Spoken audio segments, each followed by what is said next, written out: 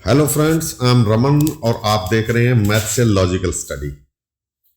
हमने अपने पिछले 3-4 चैप्टर्स के अंदर लाइन्स एंड एंगल्स, उसके बाद में ट्राइंगल, उसके बाद में क्वाड्रिलेटरल, ये सब स्टडी किया था और अब हम सर्कल के चैप्टर पर आए हैं। आपने लाइन्स और एंगल, ट्राइंगल, क्वाड्रिलेटरल, इन सब के अंदर क्या क्या चीजें देखी। ट्राइंगल्स में आपने डिफरेंट टाइप के ट्राइंगल्स देखे, उनकी कॉन्ग्रुएंसी प्रूव की, और क्वाड्रिलेटरल्स के अंदर पैरेललोग्राम, स्क्वायर, रेक्टेंगल, रोम्बस, ये सब आपने स्टडी किए। और इन सब के अंदर आपको बहुत चीजें ध्यान में रखनी पड़ी कि अपोजिट पेयर ऑफ लाइंस जो है वो पैरेलल हैं। अगर दोनों पेयर पैरेलल हैं तो वो पैरेललोग्राम होगा, या स्क्वायर होगा, या एक रेक्टेंगल होगा, रोम्बस भी हो सकता है। अगर एक पेयर पैरेलल हो तो वो ट्रेपेजियम होगा। तो उसके अंदर बहुत सारी ऐसी चीजें थी जो आपको ध्यान में रखनी पड़ी, और एंगल्स की सारी प्रॉपर्टी यूज करनी पड़ी, उसके साथ में साइड्स की भी सारी प्रॉपर्टीज यूज करनी पड़ी, याद रखनी पड़ी। अब उसके बाद हम आते हैं सर्कल के चैप्टर पर। सर्कल के अंदर इतनी सब चीजें नहीं हैं, और सर्कल का चैप्टर इन सब से हटके और बहुत ही इंटरेस्टिंग चैप्टर होने वाला है, क्योंकि इसके अंदर 4 साइड्स नहीं है, 4 एंगल्स नहीं है, पैरेलल लाइंस है या नहीं मैटर नहीं करती। इसके अंदर सिर्फ 2 ही आइटम होते हैं। एक सर्कल को डिस्क्राइब करने के लिए सिर्फ 2 आइटम है। कौन कौन से? एक उसका सेंटर पॉइंट, और दूसरा उसकी रेडियस कह लीजिए या डायमीटर कह लीजिए, डबल करके। ये 2 चीजों से ये एक सर्कल डिफाइन हो जाता है, और एक बड़ी प्यारी सी शेप है सर्कल, जिसके बनने के बाद उसके अंदर जितनी प्रॉपर्टीज हमें मिली, सारी दुनिया भर की साइंस इसी सर्कल की प्रॉपर्टीज के ऊपर चलती है। यह चीज याद रखिए। ये सर्कल या सर्कुलर पाथ, सारी की सारी साइंस इसी के ऊपर बेस्ड है। तो सर्कल के चैप्टर को बहुत ही प्यार से, बहुत ही ध्यान से कीजिए, और इसको समझने में भी आपको बहुत ज्यादा मुश्किल नहीं होगी। इसकी जो छोटी छोटी प्रॉपर्टीज हैं वो आपके माइंड में बहुत आसानी से क्लियर हो जाएंगी, और आप उसको बार बार हर जगह जहां भी सर्कल का जिक्र हो, सर्कल सामने आए या सर्कल का कोई क्वेश्चन हो, तो आप इन थ्योरम्स के ऊपर जो हम आगे डिस्कस करने जा रहे हैं, उन थ्योरम्स के ऊपर पूरा ध्यान दीजिए, तो आपके माइंड में एक सर्कल की अलग ही पिक्चर बन जाएगी। तो शुरू करते हैं। ये सारी की सारी थ्योरम्स को केवल समझने के लिए, हम इसको लंबा चौड़ा लिख कर कुछ प्रूव नहीं करेंगे। वो बुक के अंदर आपको प्रूव करके दिया हुआ, लिखा हुआ, बड़े छोटे छोटे स्टेप्स के अंदर लिखा हुआ है। हम उसको फिजिकली एक्सप्लेन करने की कोशिश करेंगे कि इसकी एक एक लाइन को, एक एक पॉइंट को, एक एक एंगल को, कि हम किस तरीके से इसको मेंशन करते हैं, किस तरीके से ये इक्वल होते हैं, क्यों होते हैं। इसको हम एक वर्बली समझने की कोशिश करेंगे फिगर के साथ में। इसको प्रूव करने या मैथमेटिकल लैंग्वेज के ऊपर उस तरीके से नहीं लिखेंगे जैसा नॉर्मली हम क्वेश्चंस को या थ्योरम्स को सॉल्व करने के लिए लिखते हैं। तो आप इस पे केवल कंसंट्रेट कीजिएगा कि ये थ्योरम्स बहुत सिंपल थ्योरम्स हैं, उसको हम किस तरीके से रिप्रेजेंट कर सकते हैं सर्कल के डायग्राम के ऊपर। तो शुरू करते हैं थ्योरम नंबर 9.1 से 9.9 तक। बहुत ही शॉर्ट में इसको पहले रीड कर लेते हैं, 30 सेकंड्स के अंदर ये रीड हो जाएगी। Theorem 9.1, equal chords of a circle subtend equal angles at the centre. 9.2, if the angles subtended by the chords of a circle at the center are equal, then the chords are also equal. 9.3, the perpendicular from the center of a circle to a chord bisects the chord. और fourth इसकी reverse, the line drawn through the center of a circle to bisect a chord is perpendicular to the chord. Third की ये reverse theorem. 9.5, equal chords of a circle are equidistant from the centre. इसकी reverse 9.6, chords equidistant from the centre of the circle are equal in length. तो आपकी जो पहली 6 theorem है वो एक दूसरे की रिवर्स में ही सारी थ्योरम है। मेन थ्योरम जो आपके काम में आने वाली हैं, जो बार बार आपको यूज होंगी और बहुत इंपॉर्टेंट है, वो है 9.7, 9.8 और 9.9। 9.7, the angle subtended by an arc at the center is double the angle subtended by it at any point on the remaining part of the circle. बहुत इंपॉर्टेंट, सबसे important 9.7। 9.8, angles in the same segment of a circle are equal. ये 9.8 है, जो 9.9 है उसी का ही एक form है 9.8। तो 9.9 क्या है? If a line segment joining two point subtends equal angles at two other points lying on the same side of the line containing the line segment, the 4 points lie on a circle. That is, they are concyclic. ये सारी की सारी theorems आपकी use होने वाली हैं इस chapter के अंदर, और इसके बाद में आपके एक एक्सरसाइज 9.3 है वो है साइक्लिक क्वाड्रिलेटरल के ऊपर। उसमें थोड़ा सा कुछ अलग एंगल है जिसको हम उसी 9.3 करेंगे तब समझेंगे।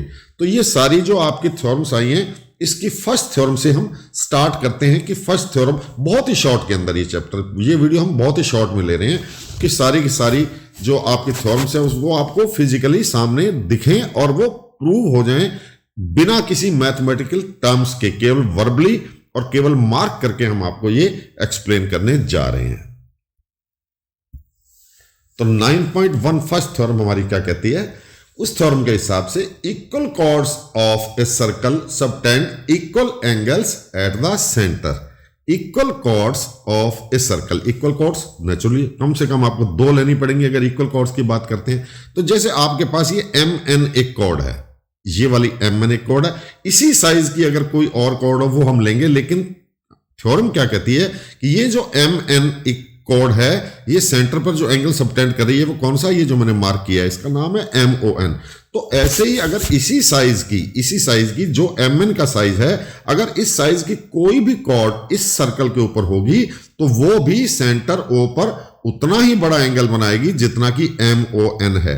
मैं एक अंदाजे से इसके बराबर की लाइन ड्रा कर देता हूं। सपोज कीजिए ये लाइन भी उतनी ही है जितनी MON है। अब ये कौन सा एंगल सबटेंड कर रही है? O पर। ये देखिए आप, ये एंगल बन रहा है इसका। इस कोड का नाम आप ले लीजिए PQ। तो फर्स्ट थ्योरम आपकी ये स्टेट करती है कि angle MON is equal to angle POQ। ये है आपकी फर्स्ट थ्योरम।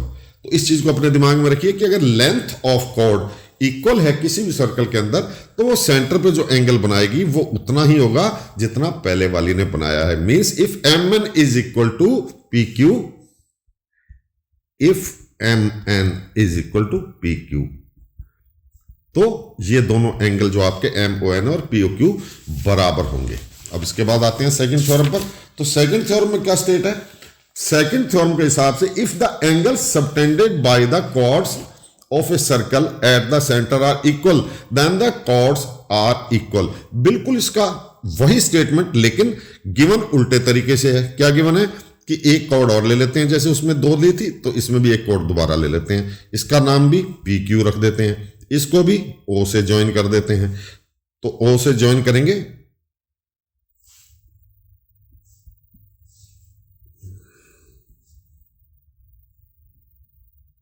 तो हमारे पास एक एंगल अब बन गया POQ, और पहले कौन सा एंगल था? MON।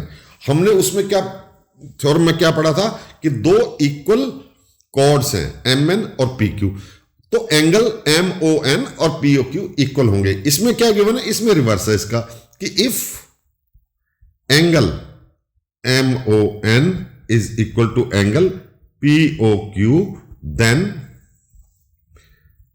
MN is equal to PQ। ये आपको रिवर्स थ्योरम है फर्स्ट की। तो 9.3 थ्योरम का स्टेट करती है the perpendicular from the centre of a circle to a chord bisects the chord. Centre of circle क्या है? O। इस फिगर में देखिए सेंटर ऑफ सर्कल है O।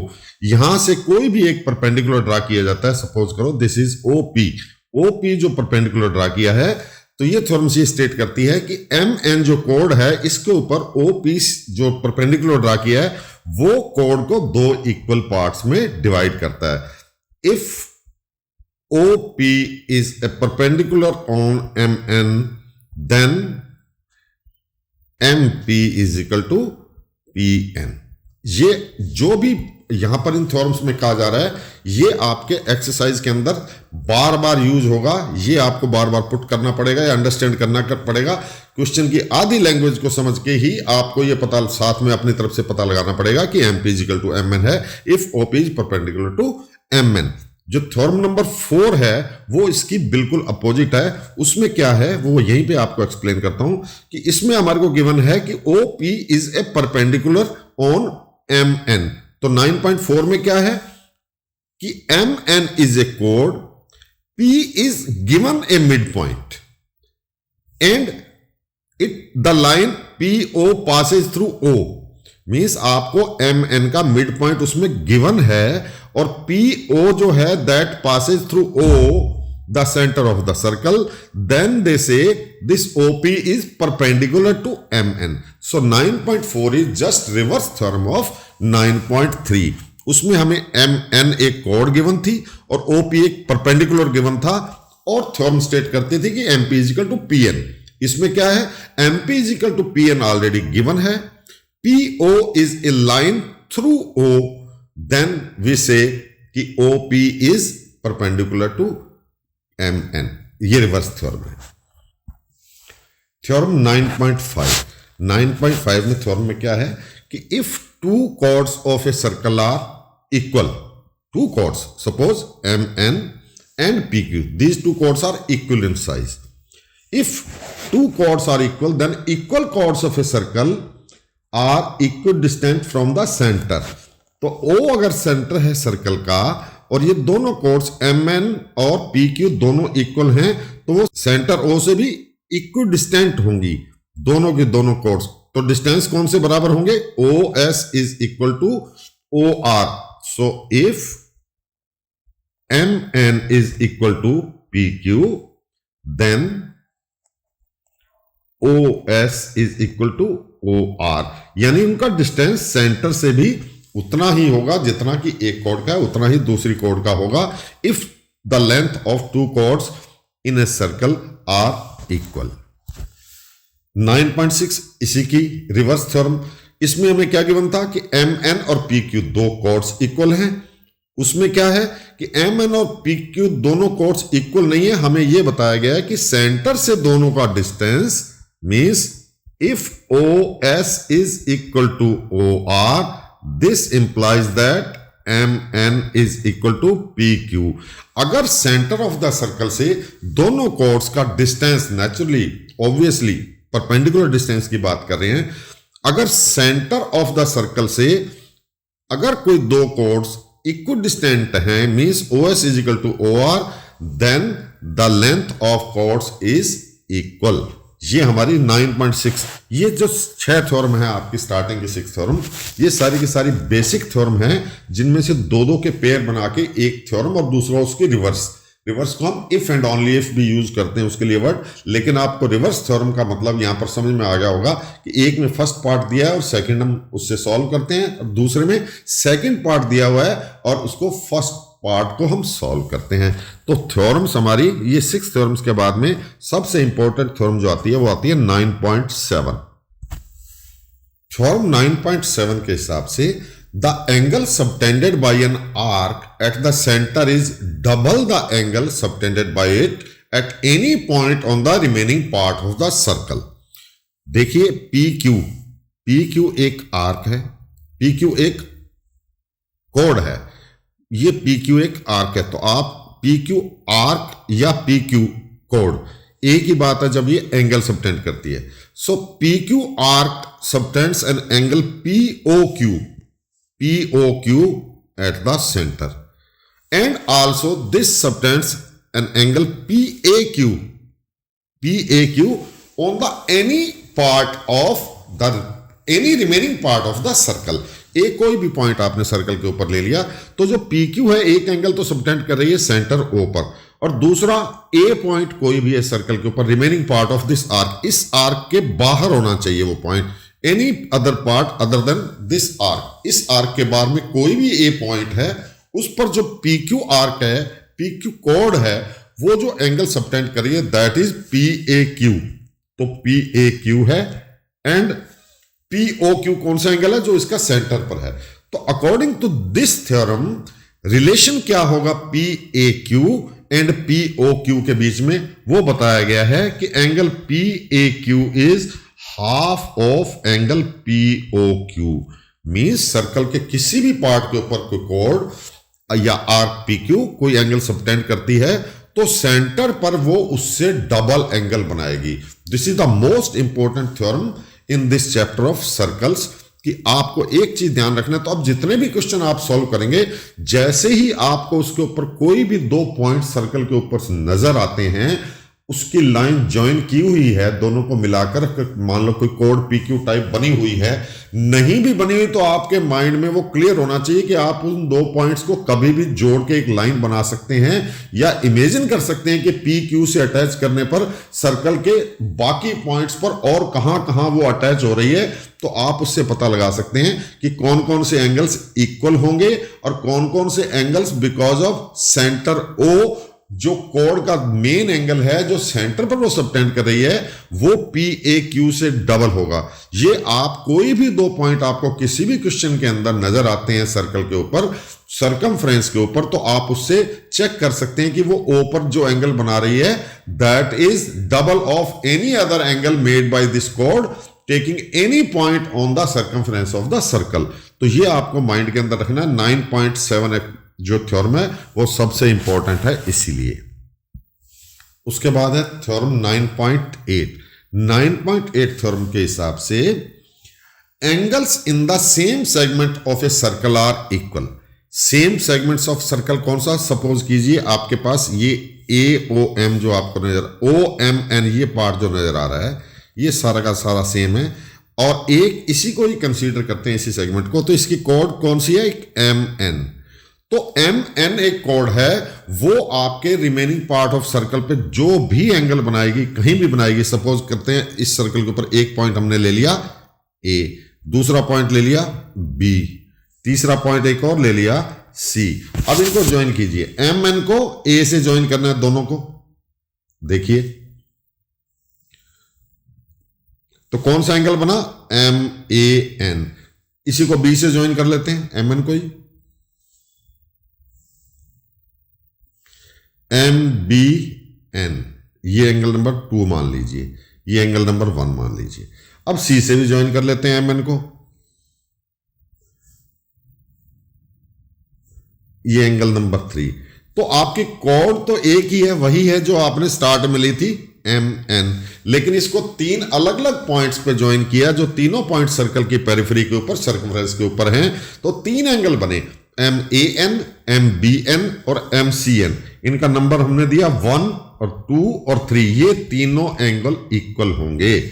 9.8 थ्योरम के हिसाब से angles in the same segment of a circle are equal.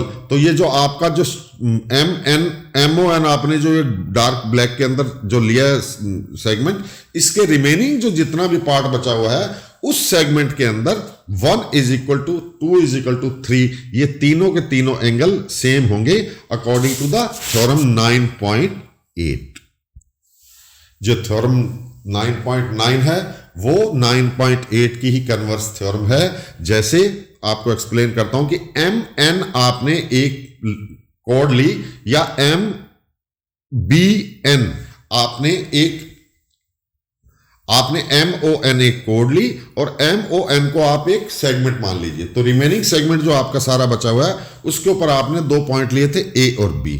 तो आपको इस थ्योरम 9.9 के हिसाब से if M and N are 2 points, और उसका जो एंगल बनता है कोई भी 2 पॉइंट से A और B से, जो एंगल बन रहा है MAN और MBN, वो इक्वल एंगल है। एंड उसके साथ ही अगर कोई 2 और पॉइंट हैं, सपोज C और एक पॉइंट D और आप कंसीडर कर लीजिए कि सपोज C और D कोई 2 पॉइंट और हैं, वो इस तरह से हैं कि MN उनके साथ भी सेम एंगल बनाती है, यानी कि जो एंगल नंबर 1 और 2 बना हुआ था, अब एंगल नंबर 3 और 4 ये भी एंगल सेम बनते हैं। तो it means all these 4 points A, B, C, D lie on the same circle. So according to theorem number 9.9, if A and B are 2 points on the circle such that MAN and M is equal to MBN, and CAD are any other 2 points anywhere on the plane, then if MCN is equal to MDN is equal to MAN is equal to MBN, if ये चारों angle अगर बराबर हैं तो A B C D एक circle पर ही लाई करेंगे according to the theorem 9.9। तो आपके 9.1 टू 9.9 थ्योरम्स को शॉर्ट में हमने एक्सप्लेन किया है कि इस थ्योरम्स के अंदर किस किस टाइप से कौन कौन सी साइड्स बराबर होती हैं, कौन कौन से एंगल्स बराबर होते हैं। 9.1 और 9.9 सारी थ्योरम्स के बाद में आपकी एक्सरसाइज 9.1 और 9.2 कंप्लीट होगी। नेक्स्ट, तो आज के इस वीडियो में हमने 9.1 से 9.9 थ्योरम्स को समझने की कोशिश की है। अगले वीडियो में 9.1 और 9.2 दोनों एक्सरसाइज को हम सॉल्व करेंगे और उसके बाद 9.3 एक्सरसाइज से पहले हम साइक्लिक क्वाड्रिलेटरल को समझेंगे और 9.3 एक्सरसाइज को कंप्लीट करेंगे। तो थैंक यू, आपके जुड़ने के लिए बहुत बहुत शुक्रिया आपका। देखते रहिए maths and logical study. Like कीजिए, शेयर कीजिए, सब्सक्राइब कीजिए। Thank you so much.